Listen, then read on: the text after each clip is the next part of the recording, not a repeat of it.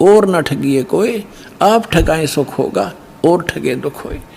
अब हमारे भगवान के फार्मूला का पता लगेगा। हम किसी को दुख देंगे तो हमें उससे 1000 गुना दुख भोगना पड़ेगा।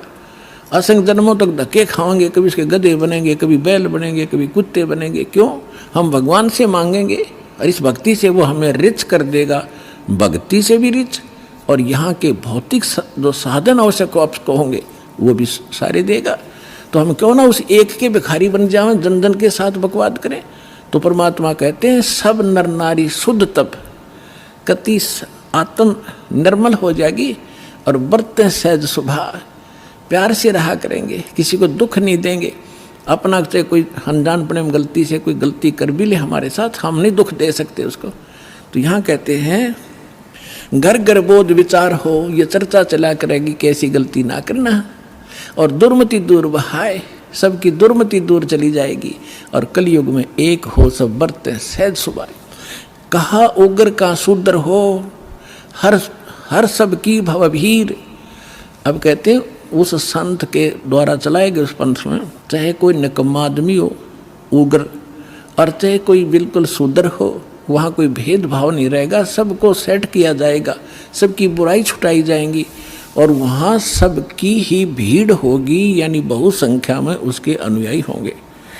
कहा उग्र का शूद्र हो, हर सबकी भवभीर, और सो समान दृष्टि है वो समर्थ सत कबीर। उस पंथ का चलाने वाला ये समझ लेना वो समर्थ कबीर ही होगा, जो सबको समान दृष्टि से व्यवहार करेगा, वह ऊंच नीच नहीं रहेगी। अब जैसे काल ने कहा था कि 12 पंथ करूँ मैं साजा, और नाम तुम्हारा ले करूँ आवाजा। 12 पंथ नाम जो ले ही सो हमरे मुखान समोई। वो 12 पंथ कौन से हैं? और अनेक उनसे हटकर और अनेक पंथ चलाऊं, या विद जीवों को फरमाऊं, जाओ जुग जीत संसारा, जीव न माने कहा तुम्हारा। अब हम आगे बोध सागर कबीर बानी एक चैप्टर है, देखिएगा ये कबीर बानी एक चैप्टर है, इसमें 12 पंथ चलो सो भेद।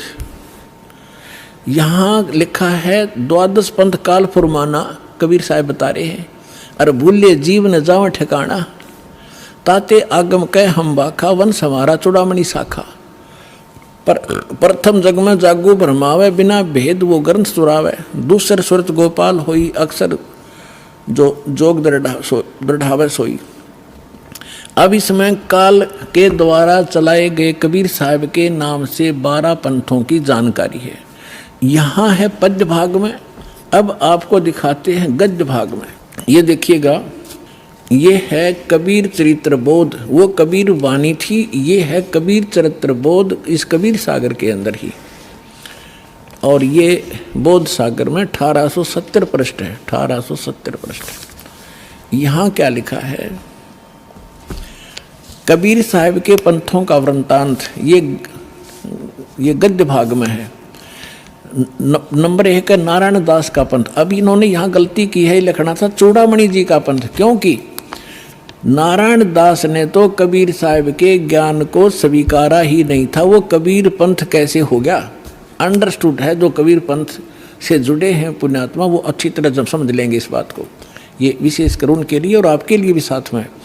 अब कहते हैं प्रथम नारायण दास ने, ये चूड़ामणि है, और दूसरा जागूदास जी का पंथ, और तीसरा सूरज गोपाल, चौथा मूल निरंजन, टकसाली पंथ पांचवा, छठा भगवान दास का पंथ, सतनामी पंथ, कमाली पंथ, ये कमाली नहीं है, कमाल का पंथ है, राम कबीर पंथ, प्रेम धाम की वाणी पंथ,